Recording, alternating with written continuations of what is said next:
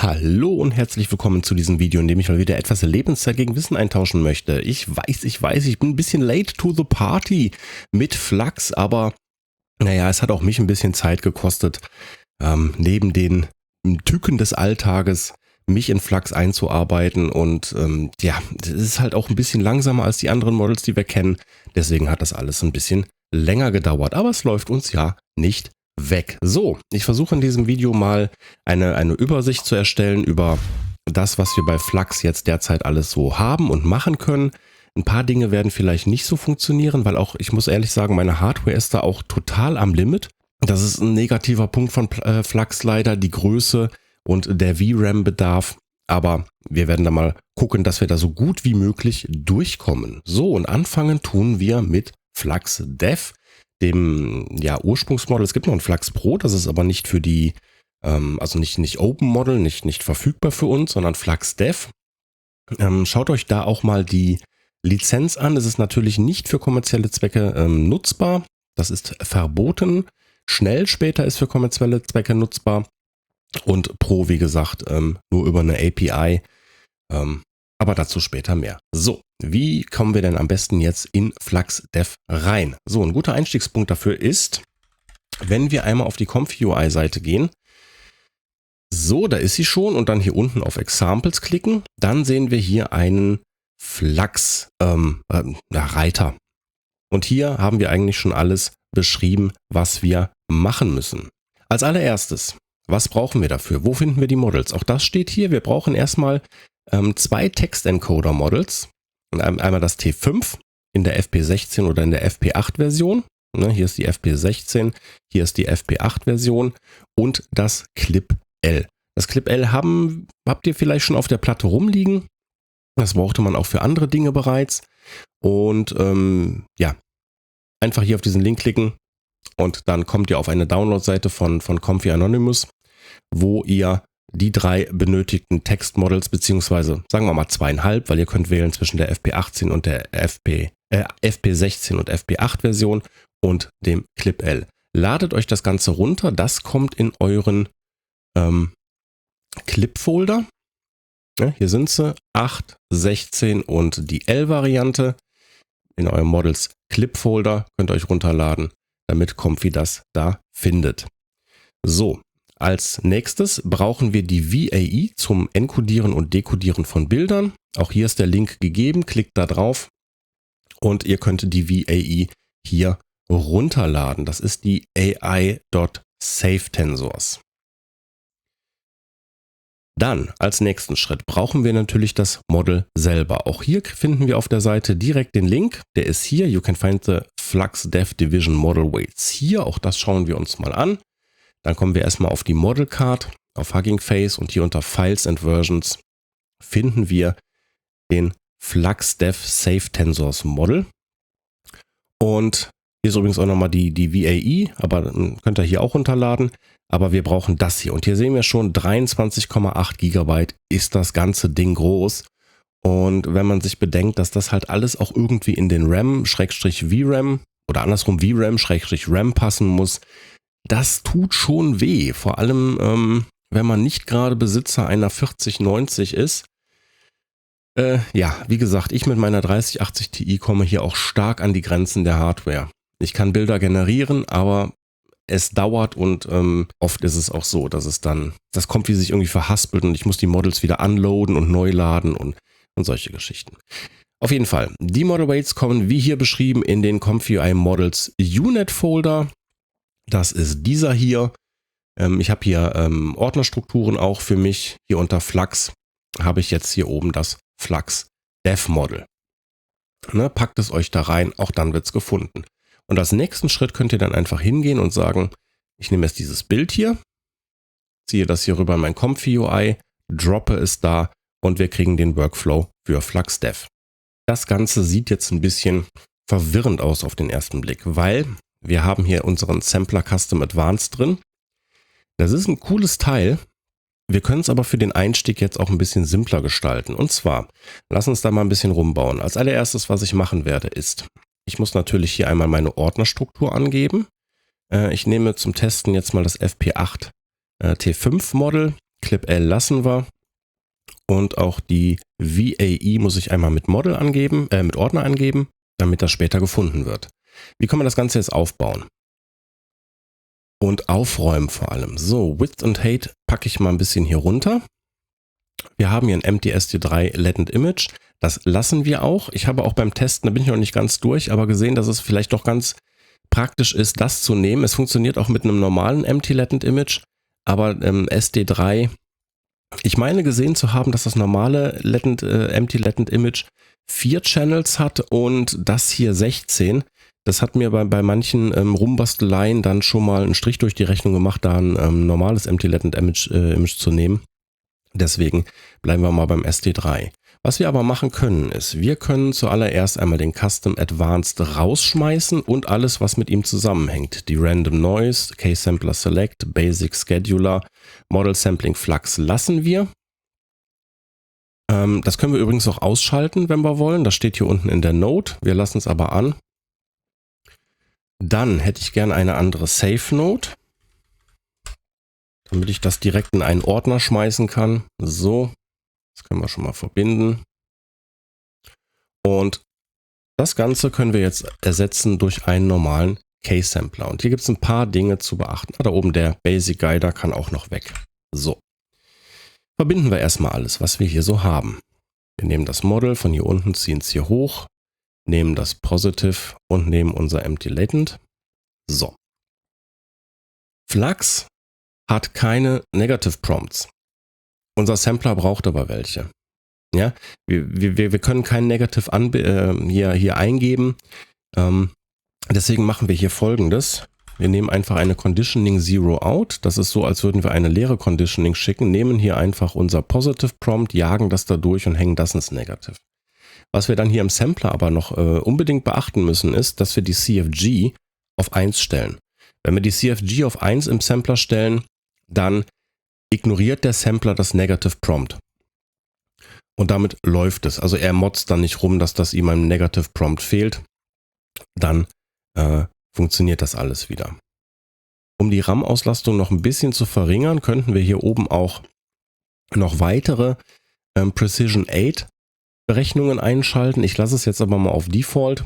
Könnt damit rumspielen. Es hilft vielleicht hier und da nochmal ein Megabyte RAM rauszuquetschen. Aber naja, im Großen und Ganzen macht das nicht sehr viele Unterschiede. So, jetzt habe ich mal einen Prompt vorbereitet. Lasst mich den mal eben hier rüber kopieren.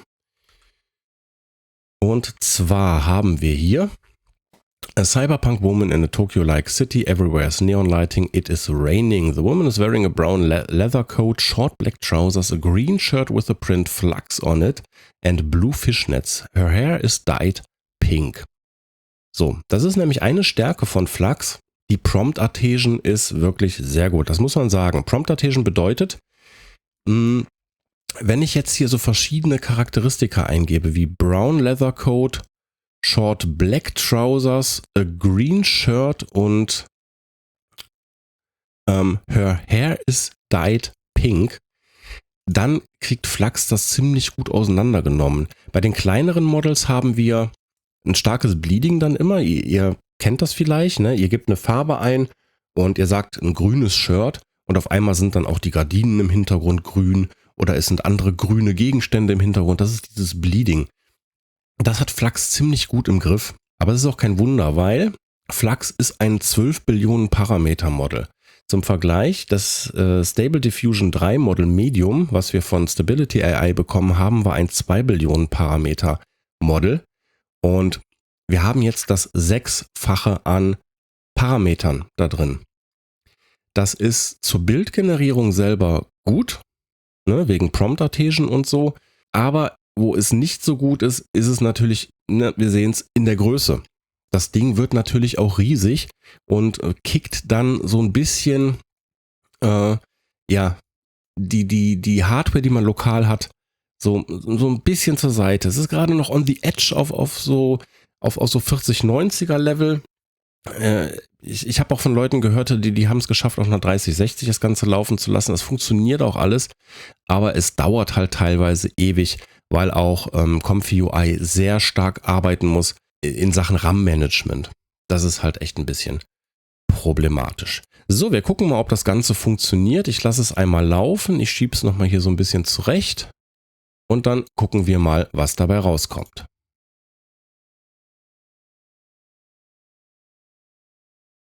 So, da ist es auch schon fertig. Ich habe es natürlich für das Video jetzt beschleunigt. Tatsächlich hat mich der gesamte Vorgang jetzt 3 Minuten gekostet. 182,99 Sekunden. Das ist schon eine Hausnummer. Aber wir gucken uns mal das Ergebnis an. Was haben wir denn jetzt angegeben? Wir haben gesagt, Cyberpunk Woman, ja, kann man durchgehen lassen. Tokyo Like City, müssen wir drüber sprechen.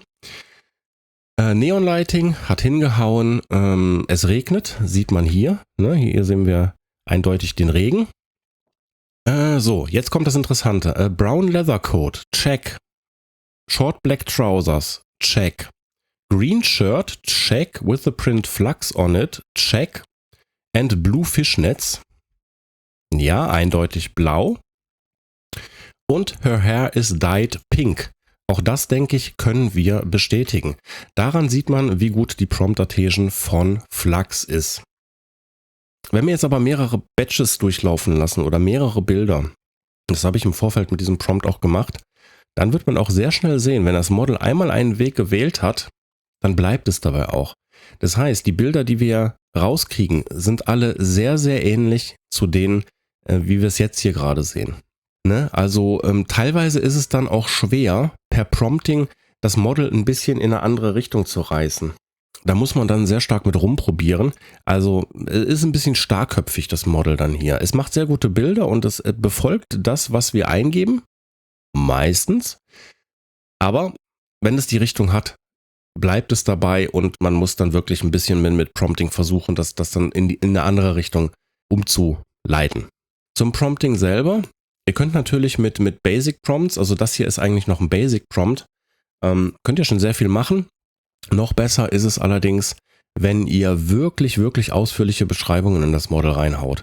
Also ungefähr so, als würdet ihr von ChatGPT oder sowas eine imaginäre Beschreibung eines Bildes bekommen. Das könnt ihr auch mal ausprobieren. Geht in ChatGPT rein, sagt, beschreibt mir mal sehr detailliert folgende Szene, also Szene X, die ich haben möchte, und schmeißt den Prompt dann mal hier rein und lasst es dann laufen. Also je detailreicher, umso besser, wobei auch da gibt es eine kleine Krux.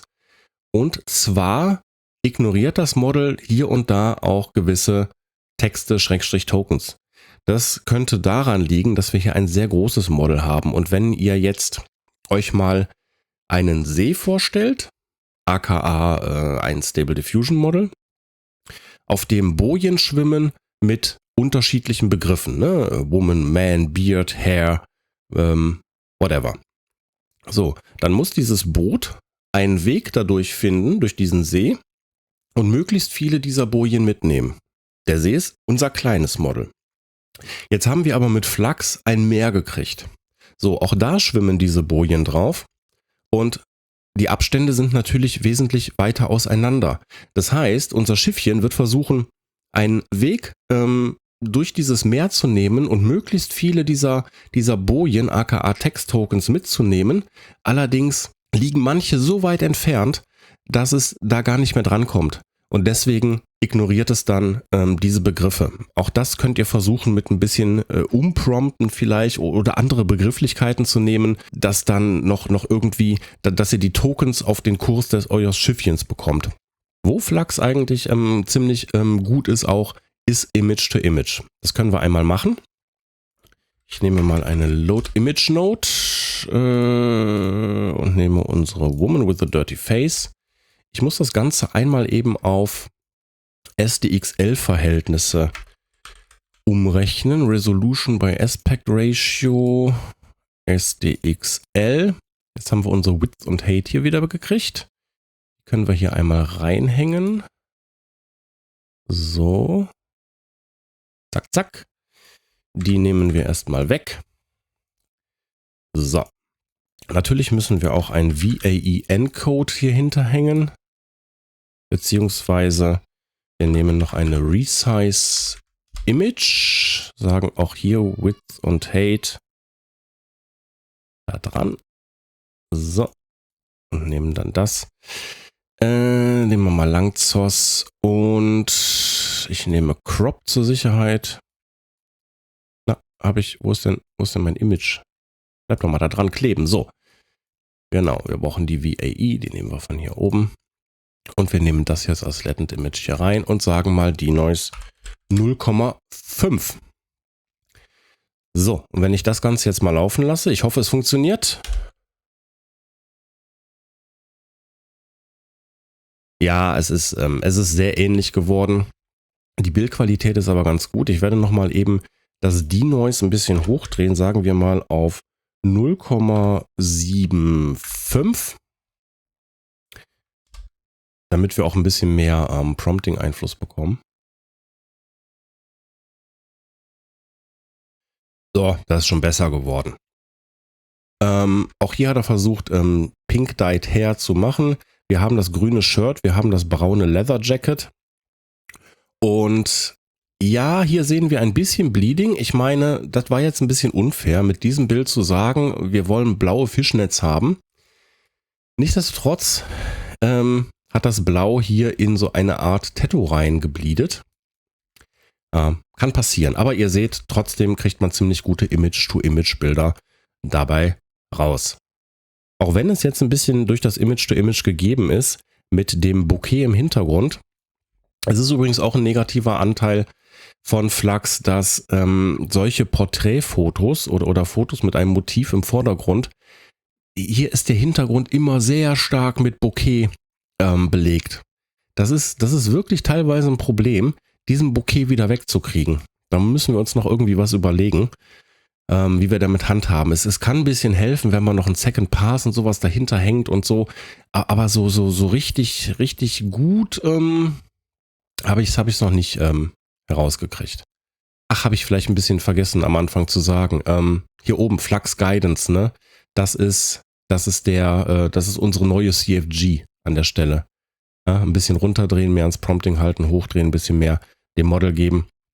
Das ist, ne, weil wir hier CFG auf 1 haben müssen wir mit der Flux Guidance dann hier rumspielen. Aber da kommen wir bestimmt auch später immer nochmal wieder dran vorbei. So, was auch geht, ist, jetzt muss ich mal kurz meine Notizen gucken. Genau, Noise Injection. Wenn ihr Noise Injection machen wollt, dann funktioniert das wie folgt. Wir können hier einmal ein bisschen umbauen. Wir nehmen den K-Sampler weg und nehmen dafür einen K-Sampler Advanced. Da ist er. Auch hier hängen wir natürlich unser Model rein. Wir hängen unser Positive hier oben aus der Flux Guidance. Aus der Zero Out das Negative und wir nehmen ein Empty Latent wieder. So. CFG wichtig auf 1. Den Rest können wir erstmal so lassen. Add Noise, Enable, Return with Leftover Noise, Enable. Und jetzt kopieren wir uns diesen Sampler einmal und hängen das Latent hier rüber. So. Und hier sagen wir Disable und Disable und hängen das hier rüber. Jetzt können wir hier an der Stelle, wenn wir sagen, wir haben 20 Steps insgesamt, wir wollen hier ab Step 10 aufhören, der zweite Sampler soll ab Step 10 anfangen, dann können wir jetzt hier einmal eine Inject Latent Noise aus den Essentials dazwischen hängen. So. Hängen die mal da drüber, weil gleich die Preview unter den Samplern wieder passieren wird. Und das stellen wir mal ein bisschen hoch auf 4,5. Und jetzt können wir hier Noise Injection und dadurch noch ein bisschen mehr Details bekommen. Auch das werde ich jetzt einmal laufen lassen. Das hier unten interessiert uns gerade gar nicht, ne? Also dieser ganze Bereich hier ist jetzt gerade irrelevant. Könnt jetzt übrigens auch, wenn ihr alle markierten Steuerung G drückt, eine Gruppe drum machen. Ne? Ganz praktisch. So, egal. Ich lasse es mal laufen. So, wir müssen noch den Seed einmal auslagern. Neues Seed to Input. Neues Seed to Input. Doppelklick. Und wir nehmen mal Randomize. Hängen die beiden hier rein. So, jetzt. Ich komme da immer ein bisschen durcheinander. Jetzt haben wir unser Bild einmal mit Noise Injection generiert. Hier unten hat das Model ein bisschen versagt. Das ist die Fischnetz. Naja, waren sie ursprünglich hier? Ich glaube, hier sieht man so ein bisschen. zwischen den beiden Bildern kann man ganz gut sehen, dass hier die Noise injected wurde. Ihr könnt im Übrigen auch ein Image-to-Image mit Noise Injection machen. Dafür nehme ich nochmal hier unten aus meinem Load-Image-Bereich das Latent Image, hänge das hier rein und stelle hier zum Beispiel den Start-Step einmal auf 3. Müssen wir mal gucken, ob das funktioniert oder ob wir da ein bisschen höher gehen müssen. Ja, da müssen wir ein bisschen höher gehen. Was ist das denn? Wieso kommt denn da jetzt so ein... warte mal, ich breche mal ab. Wir sagen mal 5. Da kam so ein Anime-Style am Anfang raus, ne? Aha. So, jetzt haben wir nämlich hier 5 Steps übersprungen, aka unser Bild genommen, machen zuerst Step 5 bis Step 10, einmal samplen, injecten dann die Noise und ab Step 10 lassen wir das Bild zu Ende denoisen. So, das wäre dann Image-to-Image mit Noise Injection. Mit dem ursprünglichen Setup, das werde ich jetzt noch einmal laden. Wir nehmen nochmal das Bild hier. So, ich baue nochmal eben ganz schnell ein oder andere Dings um. Folder, Flux Rec hatte ich genommen. So, das hier rüber. Wir müssen die Loads einmal, Flux Def. Hier nehmen wir den FP8 und die VAE. So, wenn wir jetzt mit dem Sampler Custom Advanced arbeiten wollen, können wir auch eine Noise Injection machen. Ich zeige es euch einfach mal, weil es ganz cool ist. Und zwar kopieren wir uns das Ding einfach mal. So, das Bild da bitte, warte mal. Das ist leider ein Comfy-UI-Bug, dass plötzlich irgendwelche Bilder noch angezeigt werden. Jetzt müssen wir hier den Denoised Output nehmen. Der Output hier oben hat immer noch ein bisschen Rest-Noise. Denoised Output ist clean, deswegen hängen wir den hier ins VAE-Decode rein. Was wir jetzt hier machen müssen ist, wir wollen natürlich erstmal unsere Noise Injection wieder machen. So, 4,5 hatten wir da. Das heißt, wir nehmen einmal hier den Output, hängen den rein und hängen das hier als Latent Image wieder rein. So, das haben wir dann wie vorher. Um jetzt hier die beiden Sampler zu trennen, nehmen wir die Split Sigmas Denoise Node. Und wenn ich jetzt hier hingehe und sage 0,6, da bleiben wir bei 0,5 hatten wir eben auch. Das bedeutet, ab 50% sollen die Sampler getrennt werden. Jetzt nehmen wir hier von vorne vom ersten Sampler unsere Sigmas, hängen die hier rein, nehmen die High Sigmas für den ersten Sampler, nehmen die Low Sigmas für den zweiten Sampler. Der Workflow wird inzwischen immer undurchsichtiger, aber ich will es euch ja nur mal eben zeigen. Und noch was ganz wichtig ist, die Noise hier muss weg. Und dafür nehmen wir ein Disable Noise. So, das hängen wir hier oben in die Noise rein. Können wir hier erstmal nach oben schieben. So, und wenn ich jetzt alles richtig gemacht habe, dann sollten wir jetzt eine Noise Injection mit den Sampler Custom Advanced gemacht haben. Den Prompt habe ich jetzt nicht geändert. Wir gucken nur mal, ob es durchläuft. So. Hat funktioniert. Wir haben jetzt ein Bild mit Noise Injection und dem Sampler Custom Advanced erzeugt. Ne? Split Sigmas Denoise ist prozentual auf die gesamten Schritte gerechnet. Das heißt, wir haben jetzt 20 Steps. Bei 0 wäre es gar nichts. Bei 0,5 ist es ab Step 10 switchen zum nächsten Sampler. Bei 1 würde auch nichts passieren, weil dann nur der erste durchläuft. Ja, das war es jetzt erstmal für Flux Dev. Wir werden das bestimmt noch öfters sehen in kommenden Videos, wenn sich neue Dinge ergeben. Gehen wir also weiter zum nächsten Thema, Flux Schnell. Also, Flux Schnell. Gucken wir mal wieder auf die Comfy-UI-Seite. Hier sehen wir schon, Flux Schnell ist ein Distilled 4-Step-Model. Distilled bedeutet bei den Models, wenn ihr einen Prompt reinschmeißt, dann kennen die Models ungefähr den Weg, den sie einschlagen müssen und sind deswegen schneller.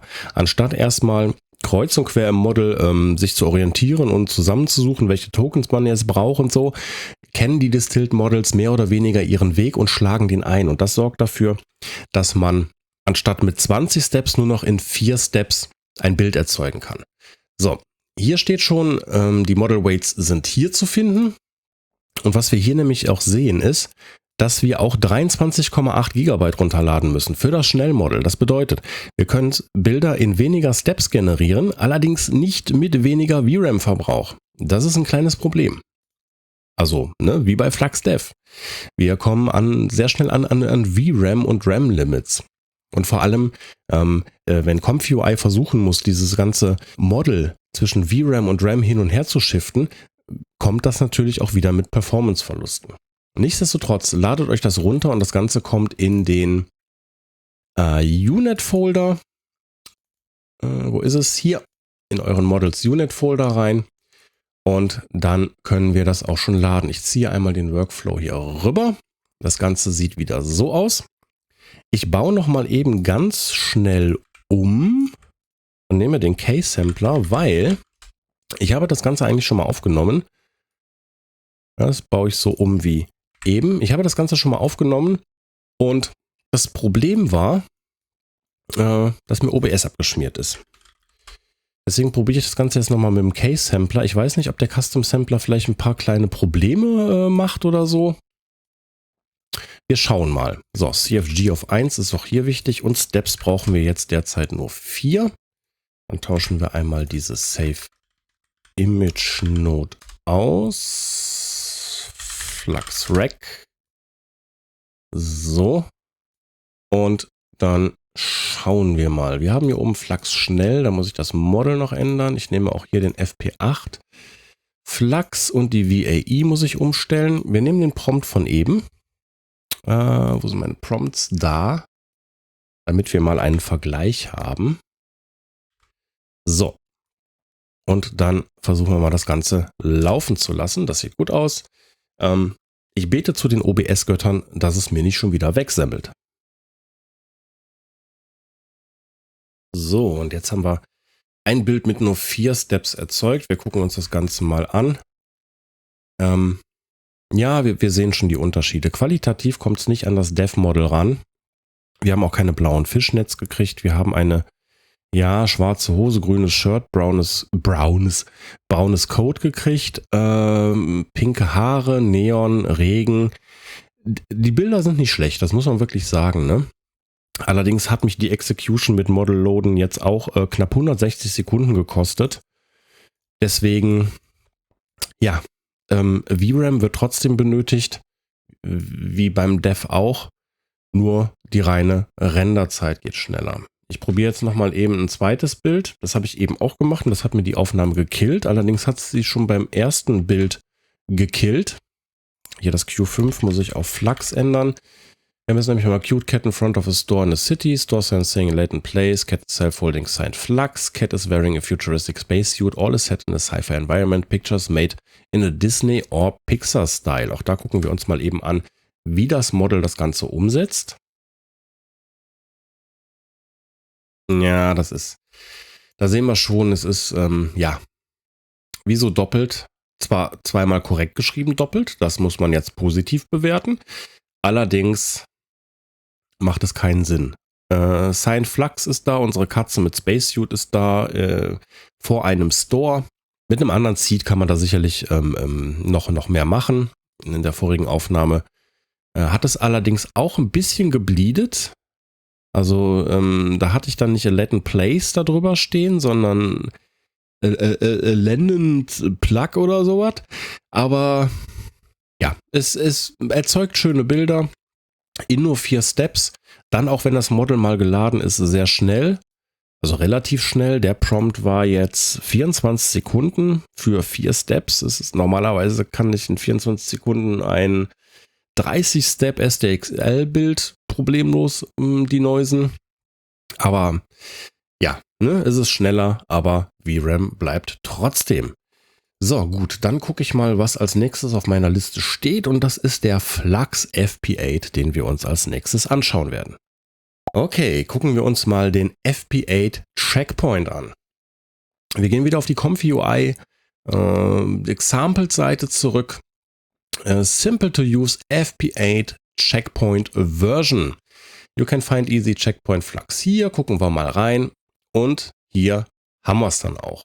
So, das ist ein etwas kleinerer Checkpoint als das ursprüngliche Model. Wir sehen hier schon, es fehlen 6, irgendwas Gigabyte.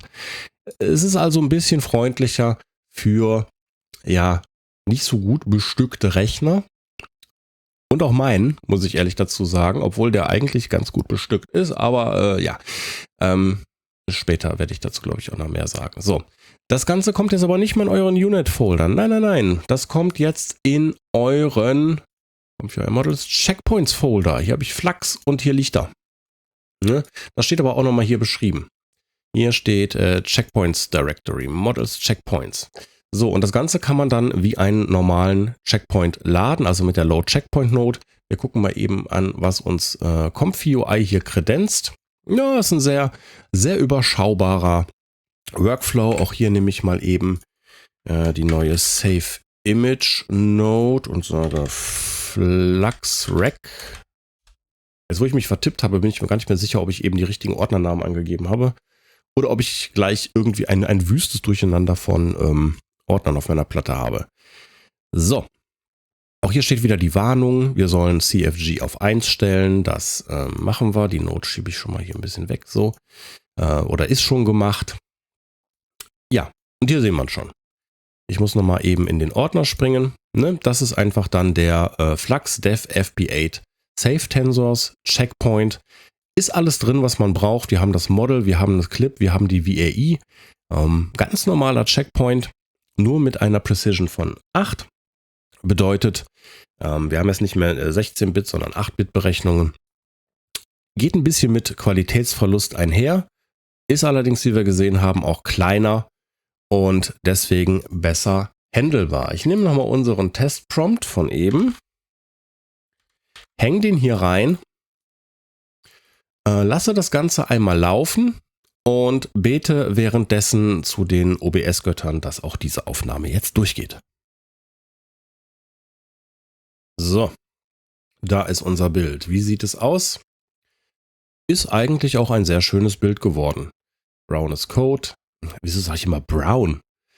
Braunes Code, pinke Haare, grünes Shirt, es steht Flux drauf, wir haben eine schwarze Hose.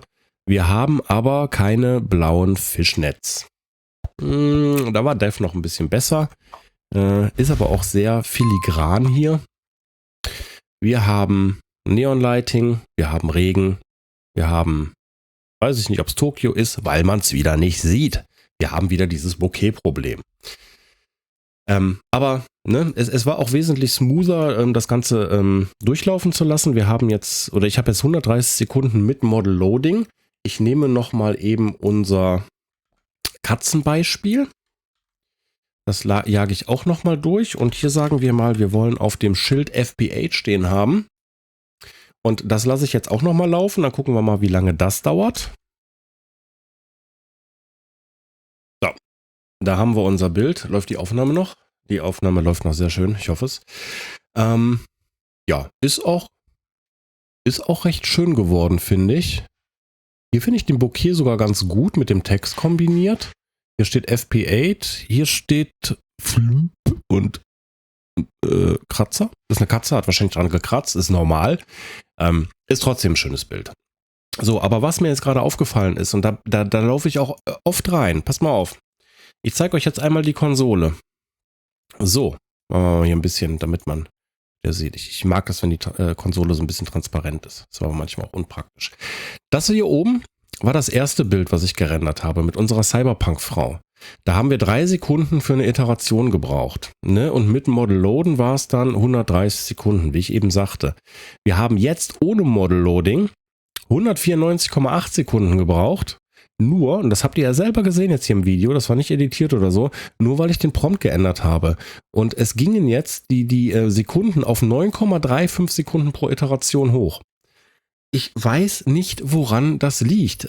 Hier unten kann man die Models unloaden und den Cache leeren. Es gibt noch, glaube ich, ziemliche Probleme in diesem ganzen Setup. Auch ComfyUI hatte Probleme mit dem Memory Management jetzt in den letzten Wochen. Es wurde gepatcht, es wurde dran gewerkelt, gearbeitet. Aber ihr habt gesehen, dass ein Anstieg um das Dreifache passiert ist, nur weil ich den Prompt geändert habe. Also wir mussten nicht mal das Model laden, haben aber trotzdem zum Rendern länger gebraucht, oder zum Denoisen, Entschuldigung, länger gebraucht als beim ursprünglichen Bild. Da bin ich noch nicht hintergestiegen. Es hilft manchmal dann hier unten, wie gesagt, die Models zu entladen und dann das Model wieder neu zu laden, dass man dann auf eine Iterationsgeschwindigkeit kommt, die wieder annehmbar ist. Das ist der FP8-Checkpoint. Ich habe bei FluxDev beobachten können, dass es ich glaube, das krasseste war einmal, die erste Generierung war 2 Sekunden pro Iteration. Die nächste Generierung ging hoch auf, ich glaube, 58 Sekunden pro Iteration. Das heißt, der hat pro Step eine Minute gebraucht. Und das Lästige daran ist, wenn man hier Cancel drückt, dann muss der ja einen Step abwarten. Das heißt, im schlimmsten Fall drückt man Cancel und muss eine Minute warten, bis die Generierung überhaupt abgebrochen wird, damit man dann die Models entladen kann. Das ist noch nicht so ganz rund. Ne? War aber ganz schön, dass ich es euch jetzt auch mal zeigen konnte, wie das hier passiert. Vielleicht habt ihr das Problem auch. Haut's mal in die Kommentare oder so. Ich weiß nicht, woran das liegt, dass es auf einmal von 2 auf 50 Sekunden hochgeht. Nur weil man einen Prompt ändert oder einen Parameter switcht. Naja. Gut, das ist der FP8-Checkpoint. Eigentlich nichts Besonderes, aber wesentlich VRAM-freundlicher. Erzeugt auch schöne Bilder. Wenn man sich auch ein bisschen mehr Mühe mit dem Prompting gibt, könnt ihr euch anschauen. So, wir gehen weiter zum nächsten Thema. So, schauen wir uns also mal die Quantized Models an.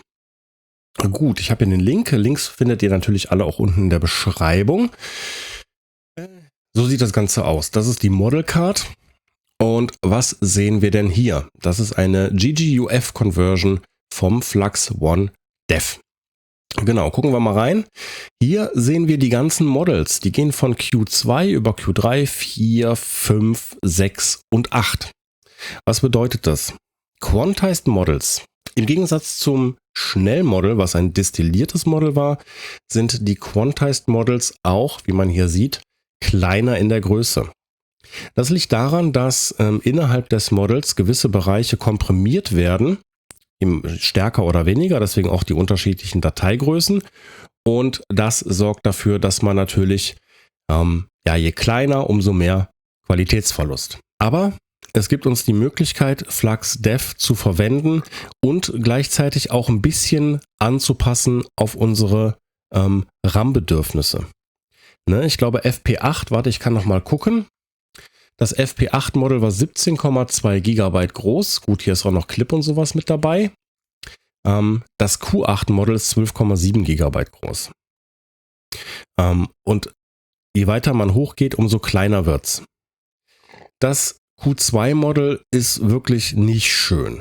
Außerdem solltet ihr vielleicht auch darauf verzichten, die S-Models zu verwenden. Ich suche immer noch die Bezeichnungen für K und S. Wenn ihr die weißt, gerne in die Kommentare hauen. S-Models sind auch nicht so gut, lieber die Nuller oder Einser. Das ist, glaube ich, die Baseline, die das bezeichnet. Ich habe nichtsdestotrotz Tests gemacht mit allen. Die Bilder kann ich euch auch nochmal eben einblenden. Und dann gehen wir mal hin und bauen uns einen Workflow dafür. Der ist auch nicht allzu schwer. Runterladen müsst ihr das Ganze wo stand's hier? In euren Unit-Folder. Ja, wo auch schon die anderen liegen, Unit, Flux, und hier sehen wir neben dem Dev und dem Schnell auch die ganzen Quantized Models. Die kommen in den Unit-Folder. Was wir dann auch noch brauchen, ist hier die ComfyUI GGUF Node Collection. Die könnt ihr ganz bequem einfach installieren, indem ihr den Manager öffnet, Install Custom Nodes und nach GGUF sucht. Dann kriegt ihr die hier angezeigt und dann könnt ihr auf Install drücken. Ich habe sie natürlich bei mir schon installiert. So, alles ist schon runtergeladen. Dann fangen wir mal an, was zu bauen. Wir suchen mal nach GGUF und kriegen dann den Unit Loader, Klammer auf, GGUF, Klammer zu. Und hier können wir unsere Models dann auswählen. Ich nehme jetzt mal einfach die goldene Mitte. So. Dann brauchen wir natürlich noch einen Dual Clip Loader. Wir brauchen nämlich einmal das T5. Ich nehme mal FP8 auch. Wir machen jetzt mal ein bisschen RAM-schonenderes Setup. Und wir brauchen einen Load VAE. Wir können aber auch nach Flux. Nein, wir machen Load VAE. So, und nehmen hier unsere Flux VAE. So, dann brauchen wir natürlich einen Prompt. So. Es gibt hier übrigens auch noch eine zweite Node für. Wenn man nach Flux sucht, kriegt man hier auch noch die, wo ist sie? Text Encode, meine Güte, Clip, Text Encode, Flux. Ne? Verwirrenderweise, wir hatten hier eben T5 und hier Clip L, ist es hier andersrum. Braucht ihr nicht unbedingt, die Guidance habt ihr hier. Wir können die aber mal nehmen einfach. Wobei ich aber Clip L und Clip T5 gleich halten werde. Das heißt, wir sagen einmal L zu Output und T zu Output und dann nehme ich mal eine Textnode einfach, die wir davor hängen können und schicken beides hier rein. So, hier haben wir die Guidance. Das ist ganz praktisch. Wenn ihr das trennen wollt, so wie ich das verstanden habe, ist T5 für die Beschreibung des Hauptmotives besser, während Clip L so ein bisschen stilistische und oder Background-Informationen enthalten kann. So, dann brauchen wir einen K-Sampler. Wir brauchen eine SD3 Empty Latent Image. Das können wir schon mal hier reinhängen. Der Rest ist eigentlich so, wie wir es jetzt eben schon gesehen haben. Wir nehmen eine Conditioning Zero Out, hängen die ins Negative, hängen unser Model rein. Wir können hier zwischen auch noch, warte mal, ich suche mal nach Flux. Wo ist es? Oder war es Guidance? Flux Guidance. Wieso hat er das eben nicht angezeigt? Oder ich war zu doof. Flux Guidance hier reinhängen. Nee, Flux Guidance meine ich gar nicht. Model Sampling Flux, das war's. So, das können wir hier auch nochmal durchlaufen lassen. Ich lasse alles mal, wie es ist. Ne? Width und Height könnte da auslagern. Ich lasse es trotzdem mal. So, wir brauchen natürlich unser Clip hier und wir brauchen hier hinten ein VAE-Decode, um unser Bild später zu dekodieren. Das heißt, wir ziehen das einmal hier rüber. Dafür können wir die aber auch hier oben hin machen. Es ist ein bisschen schöner. Wir sagen hier Save Image und ich sage wieder FluxRec. So. Und wir brauchen unseren Prompt von eben einmal zum Testen. Den hänge ich jetzt hier rein und wenn ich nicht alles falsch gemacht habe, hier ist noch ein Fehler, hier müssen wir auf Flux umstellen im Dual Clip Loader, dann sollten wir das eigentlich schon mit den Quantized Models jetzt laufen lassen können und ach, es motzt nicht, sehr schön, ich lasse es mal durchlaufen. Und da war ein Fehler. Natürlich, na, wer hat es gemerkt, wer hat schon in die Kommentare geschrieben, wir müssen CFG auf 1 stellen. So. Da haben wir unser Bild gekriegt. Wir gucken es uns mal an. Der Schriftzug ist ja, ein bisschen Glitch-Effekt. Gut, künstlerische Freiheit.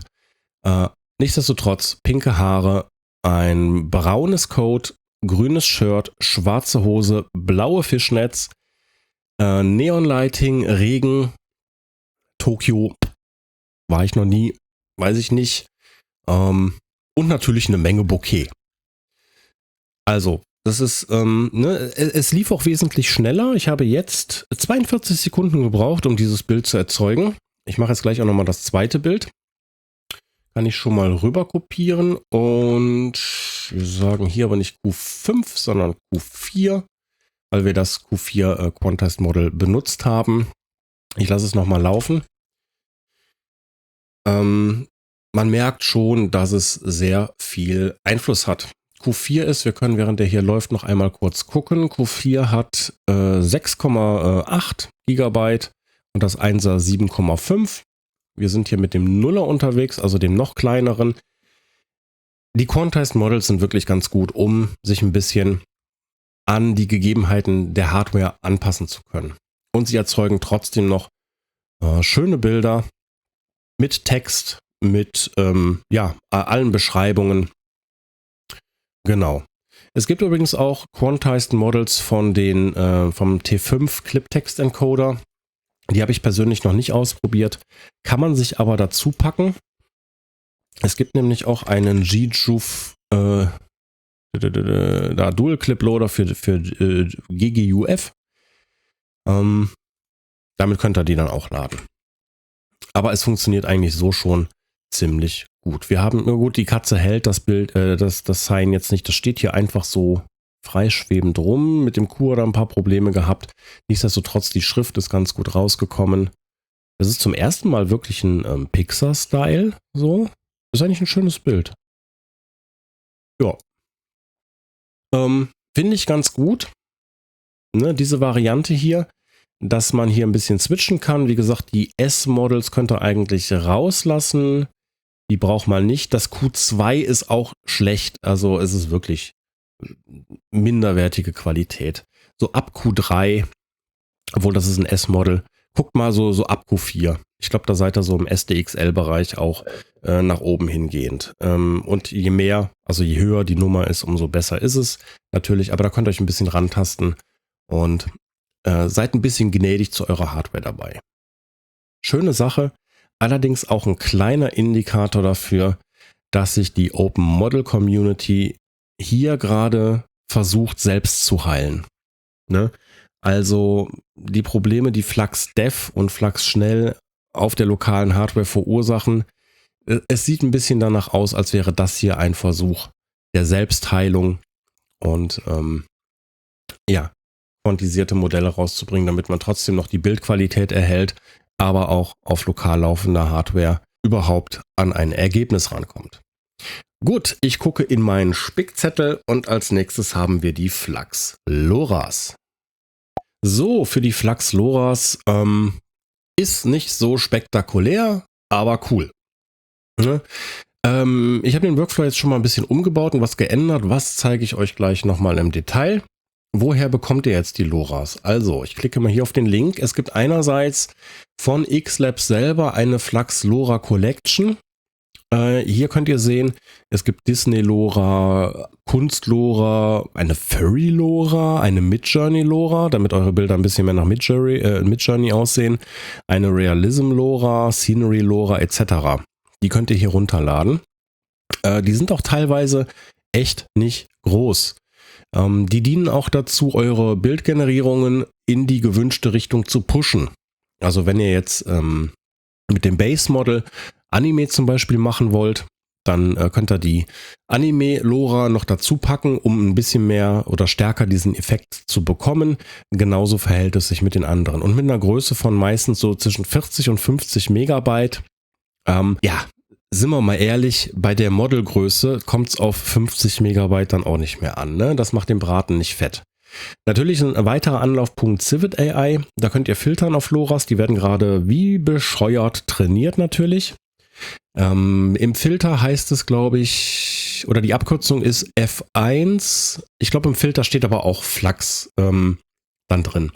Könnt ihr einfach danach filtern und dann mal schauen, was es für LoRa's gibt. Zur Anwendung der LoRa's selber, das ist unser Workflow von vorher, vom Quantized Model. Das habe ich hier auch noch geladen. Wir haben noch unser Q4.0 hier unten. Ich habe nichts geändert hier. Was ich gemacht habe, ist, ich habe hier oben einfach eine Load LoRa Note hinzugepackt. Habe vom Flux Sampling, Model Sampling Flux, ich mache das mal ein bisschen, dass man das vielleicht ein bisschen besser sieht, so, hier oben ins LoRa rein, von hier aus dann den Sampler runter. Das gleiche mit dem Clip aus unserem Clip Loader raus, hier oben in die Load LoRa und Clip dann hier unten in das Clip Text Encode Flux. Und hier könnt ihr dann die gewünschte LoRa laden. Das sind zwei von Civit AI, die ich mal zum Testen benutzt habe. Jetzt habe ich gerade das C64 Flux Safe Tensors dazwischen gehängt. Was ich dafür noch machen musste, war die stilistische Beschreibung aus unserem Katzenprompt entfernen, weil ich hatte ja drinstehende Disney oder Pixar-Style. Das hat dann sehr stark reingekickt. Nachdem ich das entfernt habe, habe ich dann dieses Bild hier gekriegt. Ist noch nicht ganz C64, aber man sieht schon, dass es so an alte C64-Covers erinnert. Kann man mit Prompting natürlich noch ein bisschen rumreißen dann. Aber auch die Schrift ist durchgekommen.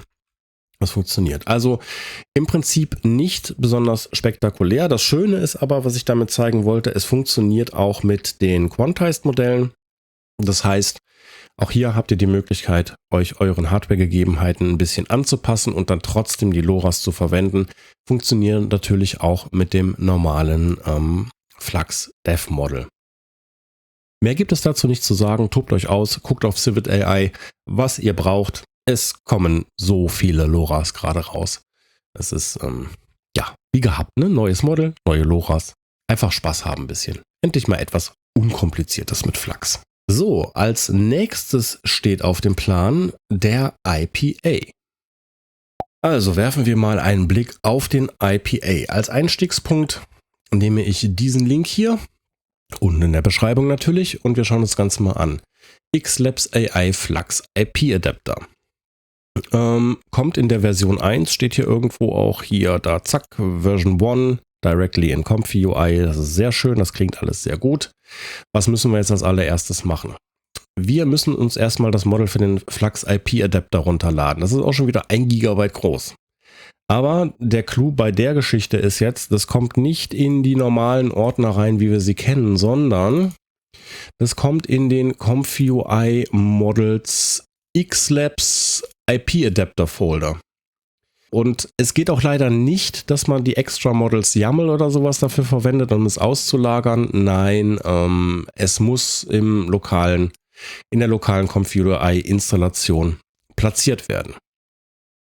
So, gleichzeitig gibt es hier auch noch einen Workflow dazu, den habe ich schon runtergeladen, den werden wir auch gleich mal reinladen. Wir gucken aber eben nochmal weiter. Es trainiert 512 und 1024 und wir brauchen noch die Custom Nodes dafür. Da gucken wir mal in den Manager rein und suchen hier nach XLabs. So, da haben wir jetzt hier XFlux Comfy UI. Ja, das müssen wir installieren und ja, obwohl ich weiß gar nicht, brauchen wir es dringend. Wir schauen mal. Auf jeden Fall braucht das später für die Control-Nets.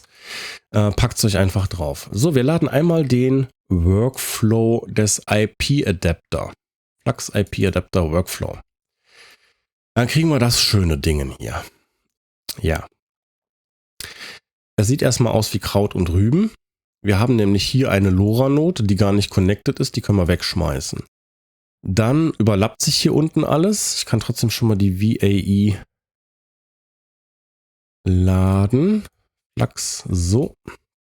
Packen wir nach hier oben. Preview Image nehme ich mal weg und nehme schon mal direkt die neue Save Image Node Flux Rec. So. Gut. Hier sehen wir auch die Doppeltext-Encode Node. Guidance ist extrem hoch hier. Drehen wir mal runter auf 3.5. Eigentlich ist es noch besser, die noch weiter runter zu drehen, aber wir bleiben jetzt einfach mal bei 3.5 hier. Dann gucken wir mal, was wir sonst noch so haben. Hier oben haben wir für den IP-Adapter selber unser Referenzbild. Auch hier nehme ich mal eine andere Load Image Node, und zwar die von mir, weil hier habe ich Ordner drin. Nehme zum Beispiel mal Paintings Mona Lisa Cropped. So, und hängen das mal hier rein. So. Ja. Das Ding ist, dieser XLabs Sampler ist wirklich nicht gut. Ne? Deswegen schmeiße ich den direkt weg. Er funktioniert auch irgendwie nicht so richtig ohne Negative Conditioning, aber wir erinnern uns, Flux möchte kein Negative Conditioning haben. Für den IPA brauchen wir ihn auch Gott sei Dank nicht, aber für Control-Nets. Aber für jetzt weg damit und wir nehmen einen Case-Sampler. So, direkt mal hier CFG auf 1 gestellt. Dann sind wir auf der sicheren Seite. Die Negative Node hier unten brauchen wir natürlich auch nicht. Was wir hier nämlich wieder weiterhin machen, ist Zero Out und bleiben unserer Linie einfach treu. Hängen die hier rein. So, jetzt brauchen wir das Model. Das ziehen wir hier unten aus der Apply Flux IP Adapter Node. Dafür brauchen wir auch die Node Collection. Und wir nehmen das Empty Latent. Und was habe ich jetzt gemacht? Es ist falsch. Ich muss natürlich das ins Positive und das ins Negative. So, da habt ihr gut aufgepasst. Alle, die jetzt geschrien haben, was macht der Typ da? War richtig. Okay. Image Crop, ja, kann man verwenden, um ein Bild nochmal dann, bevor es in den IP-Adapter geht, zu croppen auf die richtigen Maße. Ist ein bisschen komisch, weil hier sehen wir, der IP-Adapter ist trainiert auf 512 x 512 oder 1024 x 1025 mit 25 Steps. Warum stand dann eben hier 50 Steps? Weiß es nicht. IPAs brauchen ein bisschen mehr Steps. Ist klar, ich bleibe trotzdem mal bei 20 hier. Ich möchte es nicht übertreiben. So, das ist alles hier, das ist alles irgendwie so lieblos zusammengezimmert, dieser Workflow. Das ist schon erstaunlich. Gut, jetzt haben wir ein bisschen mehr Ordnung hier drin. Okay, dann der nächste Punkt. Stärke von 0,92 ist viel zu hoch. Wir gehen mal mit 0,6 rein. Ich zeige euch im Anschluss auch noch ein paar Beispielbilder oder Abläufe, die ich gemacht habe, von 0,5 bis 0,9, glaube ich. Aber im Demo-Workflow ist es einfach viel, viel zu hoch. Und das Schöne ist, dass wir hier, wenn ich mich recht entsinne, auch nicht hier... Ah doch, wir bleiben bei Flux Dev FP8. So. Die Sache ist jetzt aber, hier für das Beispiel müsste das im UNet-Folder sein. Haben wir aber nicht. Also ich zum Beispiel nicht. Ich habe den FP8 habe ich im Checkpoints-Folder.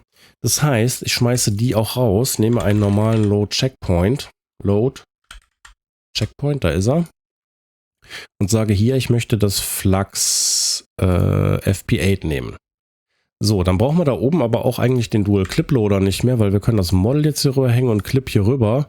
Wir brauchen Load VAE nicht mehr, sondern können das auch noch direkt hier rüber hängen. Und dann haben wir diesen Workflow noch ein bisschen besser aufgeräumt.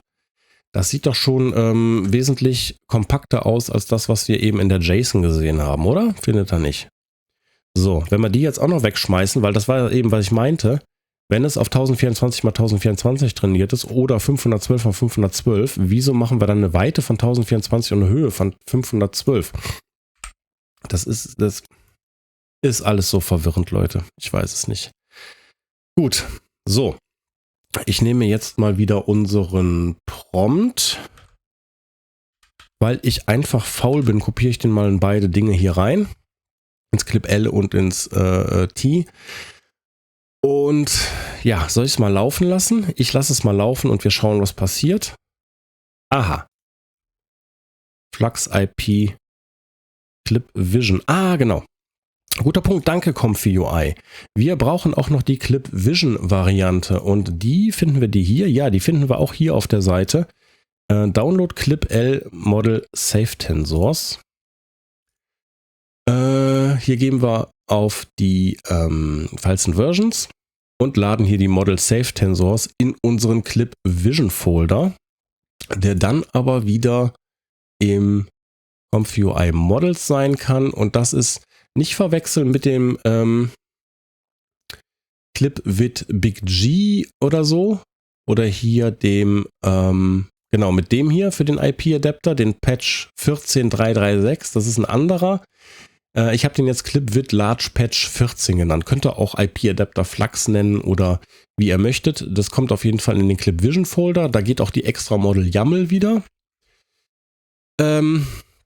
So, den wähle ich jetzt mal hier aus. Das ist nicht der 14336, das ist dieser hier. Habe ich den jetzt geklickt? Ja. So, und jetzt probieren wir das Ganze nochmal. Und da haben wir unser erstes Ergebnis. Ja, wir sehen schon den Unterschied zu unseren vorherigen Generierungen. Aber, was ist das denn da? Es ist wirklich nicht schön. Wir können jetzt nochmal versuchen, das Ganze ein bisschen hochzudrehen. Hier von der Stärke her. Man muss dazu aber allerdings auch wirklich sagen, der IP-Adapter ist nicht besonders gut. Also es wird wahrscheinlich in Kürze ein neuer rauskommen. Den sollten wir vielleicht abwarten. Allerdings, ja.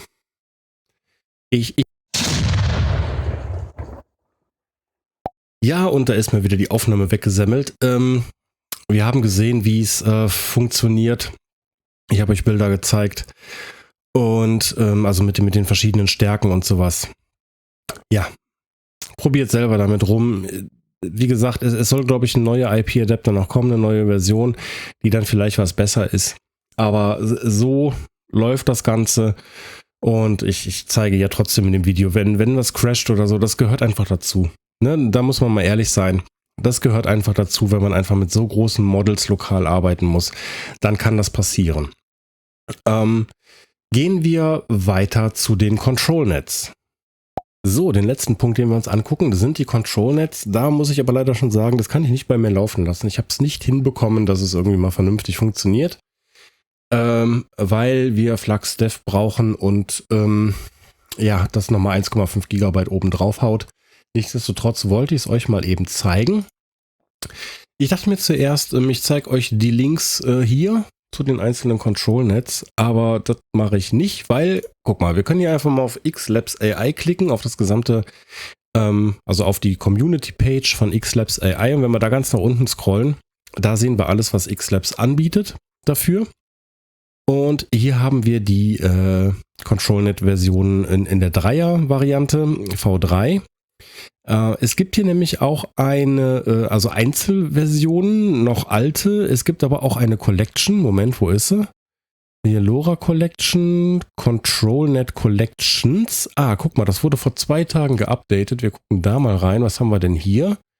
Ja, das ist die alte. Hier haben wir die V3 und die Head V3. Okay, dann gebe ich euch den Link. Das habe ich jetzt erst heute gesehen, jetzt hier in dem Video. Es war nämlich vorher so, dass in der Collection nur die V2-Varianten drin waren. Die V3-Varianten flatterten hier lose rum. Die musste man sich nochmal extra runtersuchen. Also ich gebe euch den Link und ladet euch dann direkt die V3-Varianten runter. Es gab von Head, glaube ich, auch gar keine V2-Variante. Ja, nee, die sind direkt von Version 0 auf Version 3 gesprungen. Naja, okay. Auf jeden Fall gibt es hier auch noch Workflows. Die kann man sich runterladen. Ich lade mal einen hier rein. Browse. Und das ist auch ein anderer. Warte mal, ich gucke mal eben live jetzt hier drin. Ich lade mir den mal eben runter. Einen Moment, Kenny. Kenny Workflow. Ich nenne ihn mal New. So. Das passiert jetzt gerade live hier. Es hat sich was getan zwischen meinen Vorbereitungen und ach, um Gottes Willen, ja. Es hat sich nicht so viel getan. Also wie gesagt, ich kann es nicht laufen lassen. Ihr müsst die ControlNet-Models übrigens auch in euren, es geht nicht in den ausgelagerte, also extra Models YAMLs. Auch das muss nämlich in ComfyUI Models XLabs ControlNets. Hier müsst ihr euch die reinladen. Sonst funktioniert das Ganze nicht. So. Und wenn ich sowas hier sehe, vergeht mir auch schon ehrlich gesagt die Lust. Ne? Also, ja. So. So, hier oben können wir uns die ControlNets reinladen. Hier nehmen wir Kenny. Warum hier ControlNet 5000 stand, weiß ich auch nicht.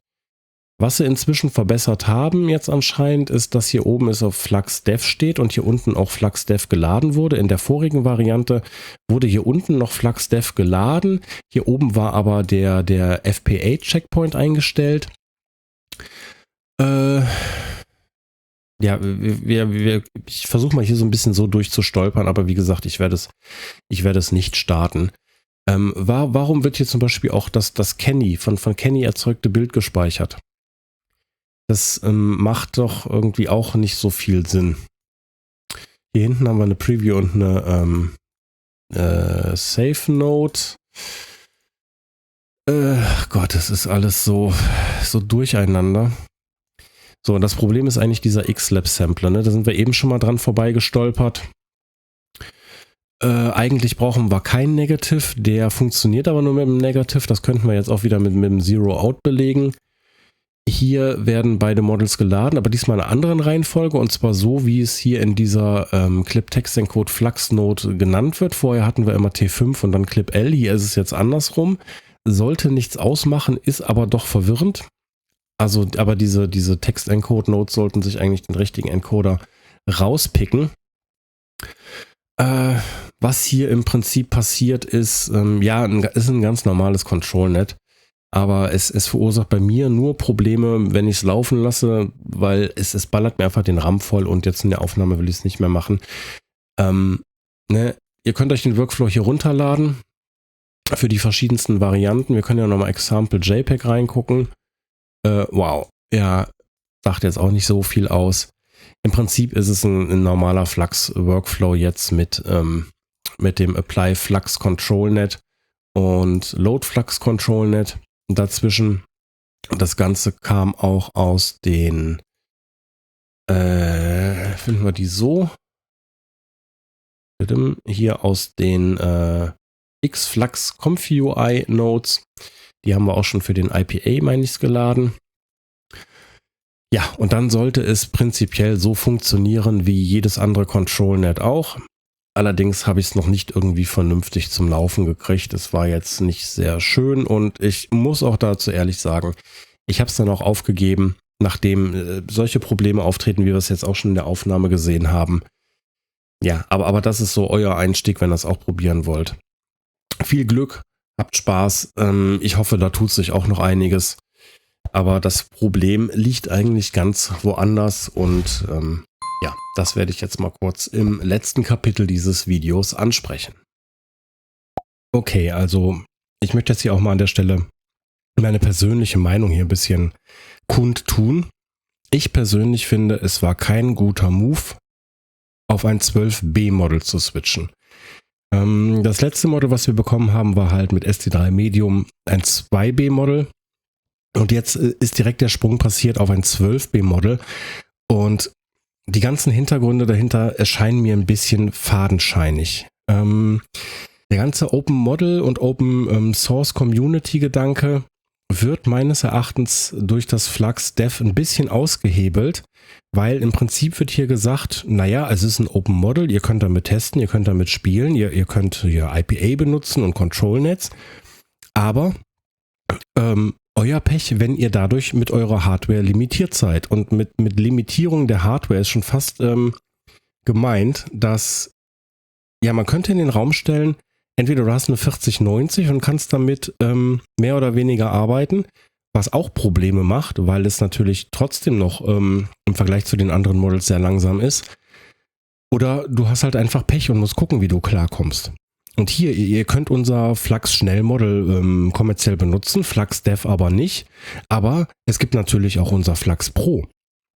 Und das Ganze fühlt sich für mich an wie die Richtung, ja, hier, ihr habt zwar Open Model, macht damit, testet damit, spielt damit, aber letztendlich seid ihr gezwungen, auf irgendwelche Cloud-Dienste umzuspringen, um unsere Models vernünftig verwenden zu können.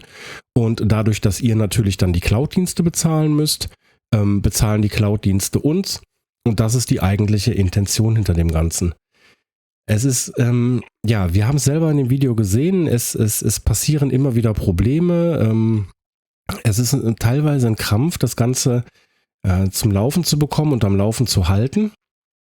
Ich möchte nicht ausschließen, dass es vielleicht auch an meinem Hardware-Setup hier direkt liegt und dass es bei euch teilweise besser läuft oder wahrscheinlich auch teilweise schlechter. Nichtsdestotrotz ist es halt doch ein Problem, was uns davon abhält, mal vernünftig mit diesen Models zu arbeiten. Auch aus Entwicklersicht ist es halt ein ziemlicher Krampf, wenn man jedes Mal wieder jetzt ewig lange warten muss, bis das Model geladen wird. Und dann seinen Code debuggen und dann wieder abbrechen, Code fixen, neu starten und alles wird wieder neu geladen. Auch das ist natürlich schwierig. Aus dieser Sicht sind wir vielleicht durch die kleineren Models verwöhnt von vorher. Trotzdem, der Sprung von 2B auf 12B ist meines Erachtens nach zu groß gewesen. Das Problem, was dabei aber entsteht, ist, dass Flux natürlich jetzt inzwischen, wenn man sich mal auf X und so umguckt, als neuer Standard irgendwie genommen wird. Das heißt, kleinere Models, die die Möglichkeit bieten könnten, dass wir auch noch Zusatzmodels wie IPAs und Control Nets etc. pp. mit draufpacken und in den VRAM laden können. Ja, ich habe die Befürchtung, dass diese Models überhaupt noch die Chance haben, gegen diesen derzeitigen Flux-Hype anzukommen. Auch auf YouTube, die Videos, die ich gesehen habe, sind entweder diese typischen es ist mind-blowing und it changes everything Videos, oder ich hatte das Gefühl, dass Leute, die ein bisschen Ahnung davon haben, sehr verhalten und neutral reagiert haben. Und mir ist auch teilweise aufgefallen, dass gar nicht viel gezeigt wird, wie die Bilder denoised werden, sondern dass ein Cut gemacht wird und dann das Ergebnis gezeigt wird, was für mich ein bisschen darauf hindeutet, dass auch da halt lokale Probleme vorhanden gewesen sind. Könnten. Ist meine Vermutung. Ist das einfach mal so in den Raum gestellt. Aber das Problem ist, dass Flux ein neuer Standard sein könnte, wenn man sich nur die Bilder anguckt. Das bringt aber dann das Problem, dass diese lokale Bildgenerierung dadurch leidet. Meine Hoffnung ist jetzt ein bisschen, dass Stability AI nachzieht. Ich glaube, es ist ein 8B-Model geplant, was auch natürlich groß sein wird, allerdings auch noch genügend Platz im VRAM lässt, um weitere Models mit reinladen zu können, wie eben schon gesagt. Denn selbst wenn wir mal in die Zukunft gucken, ich glaube, Nvidia hat die 5090 mit 28 GB VRAM und die 5090 Ti mit 32 GB VRAM angekündigt, dann wird das auch bei einer Modelgröße von 24 GB auch schon Probleme geben. Ich meine, da wird der VRAM auch ratzfatz wieder voll sein. Also es ist jetzt auch nicht so, dass wenn wir jetzt eine 5090 nehmen mit 28 GB, da packen wir 24 GB Model rein, dann packen wir noch ein Gigabyte IPA rein, dann packen wir noch 1,5 GB ein Kenny ControlNet oder sowas rein. Und dann sind wir auch da schon ziemlich schnell am Limit. Und das meine ich damit. Also die Modelgröße ist im Prinzip noch das Problem. Das meinte ich auch eben dann, dass diese Quantized Models jetzt schon der erste Versuch irgendwie sind, der Community heilende Maßnahmen zu machen, dass wir das Ganze auch weiterhin auf lokaler Hardware laufen lassen können. Also ich war wirklich ein bisschen frustriert. Natürlich sind die Bilder gut, die Prompt Adhesion ist gut. Es macht auch Spaß, wenn Flux mal richtig läuft, damit Bilder zu erzeugen. Aber ich habe die Vermutung, es ist nicht wirklich dafür gedacht, die Open Model Community zu unterstützen. Das ist nur irgendwie so ein fadenscheiniges Argument, dass man es bekommt und benutzen kann. Der eigentliche Ziel dahinter ist, und es ist klar, eine Firma muss Geld verdienen. Das ist das Ziel einer Firma. Allerdings mich stört so ein bisschen dieses andere. Also entweder es ist wie Midjourney, wo man sagen kann, okay, wenn er es professionell benutzt, dann kauft es so, aber wir sind kein Open Model, wir sind Midjourney. Aber jetzt dieser Weg so zu sagen, ja, hier, das ist ein Open Model, damit könnt ihr alle arbeiten, Klammer auf, euch hindert nur die Hardware, die es gibt gerade, Klammer zu, aber von unserer Seite ist es ein Open Model. Aber hier ist natürlich auch noch die Pro-Version, die ihr dann wie Midjourney natürlich lizenzieren und kaufen könnt und damit werden wir dann unser Geld verdienen. Ich weiß nicht, es hat einen faden Beigeschmack. Es kann auch sein, dass der Frust der letzten Wochen bei mir sich ein bisschen angestaut hat, aber das waren so die Gedankengänge, die ich in meinem Kopf dabei hatte. Es ist ein Krampf. Wir haben es auch teilweise hier in dem Video gesehen. Die Workflows sind halt auch einfach irgendwie lieblos zusammengestöpselt. Und ich meine nicht die Workflows von der ComfyUI Examples Seite, sondern die wir von XLabs geladen haben. Es ist halt, die waren hingeklatscht. Lieblos hingeklatscht, so Marke, hier läuft doch, was wollt ihr denn? Und teilweise auch die Organisation der Repositories war auch irgendwie seltsam.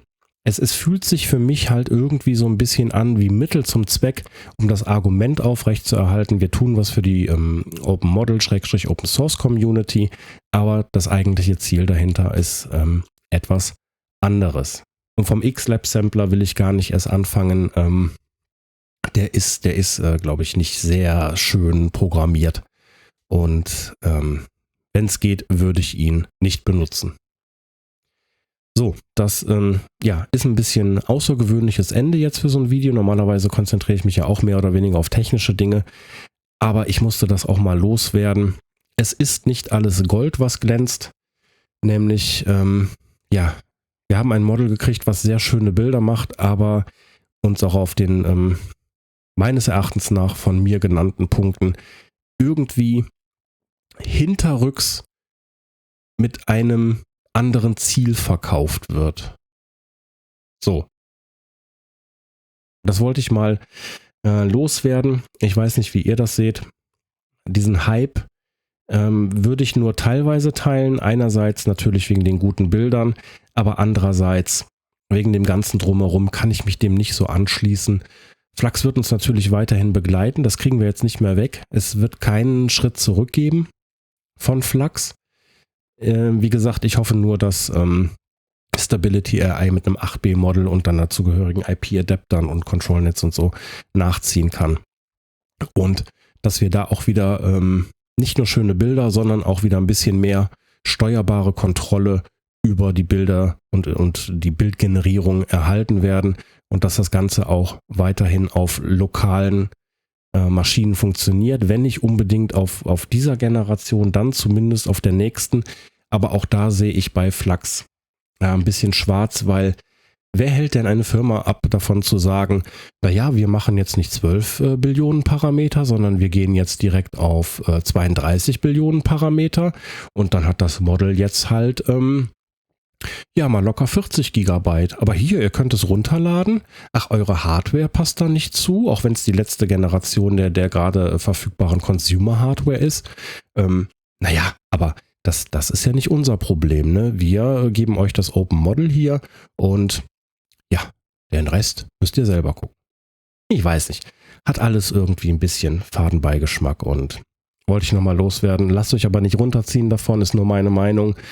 Vielleicht liege ich auch falsch, hoffentlich, und es wird in sich eine andere Richtung entwickeln. Und wir sehen uns im nächsten Video wieder. Bis dahin macht es gut und tschüss.